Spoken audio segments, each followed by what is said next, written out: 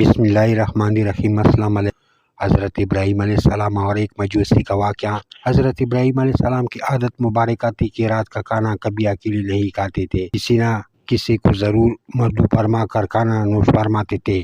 ایک رات حسب عادت آپ کسی مہمان کا انتظار کر رہے تھے کہ کسی نے دروازے پر دستک دے دی۔ آپ نے دروازہ کھولا تو دیکھا وہاں ایک 80 سال کا بوڑھا تھا۔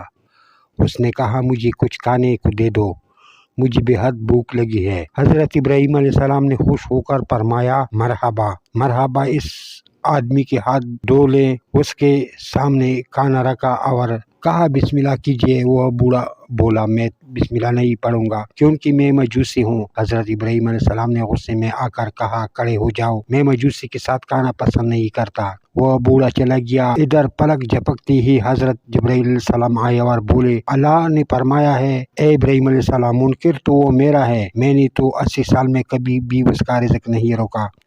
80 سال سے وہ میری نافرمانی کر رہا ہے، مجھے نہیں مانتا، مجھ پر ایمان نہیں لاتا، لیکن اس کے باوجود 80 سالوں میں میں نے ایک دن بھی اس کو بھوکا نہیں سلایا۔ حضرت ابراہیم علیہ السلام یہ سنتے ہی اس مجوسی کے پیچھے دوڑے۔ تھوڑی دور گئے تھے تو وہ مل گیا۔ آپ علیہ السلام نے فرمایا، اے اللہ کے بندے، مجھے معاف کر دو اور میرے ساتھ چل کر کھانا کھا لو، آپ کی وجہ سے اللہ مجھ سے سخت ناراض ہو گیا ہے۔ مجوسی بولا کہ کون اللہ؟ آپ علیہ السلام نے فرمایا، وہ ذات جس نے ساری کائنات کو پیدا کیا ہے۔ اللہ وہ ہے جس نے ہر شے کو تخلیق کیا اور خوبصورت شکل میں ڈالا۔ اللہ وہ ہے جو تمام مخلوقات کو رزق دیتا ہے، جس نے تجھے اور مجھے اب تک زندہ رکھا ہوا ہے۔ مجوسی حضرت ابراہیم علیہ السلام کی بات سن کر رونے لگا اور بولا، کیا کہنے ہیں تیرے رب کے، اے اللہ کے بندے، تیرے رب کا تو اخلاق بہت اعلیٰ اور عظیم ہے، میں اتنے پیار کرنے والی عظیم رب پر ایمان لاتا ہوں۔ چنانچہ اس نے کلمہ پڑھا اور اللہ پر ایمان لے آیا۔ عزیزو دوستو، ہمیں نفرت گناہ سے نہیں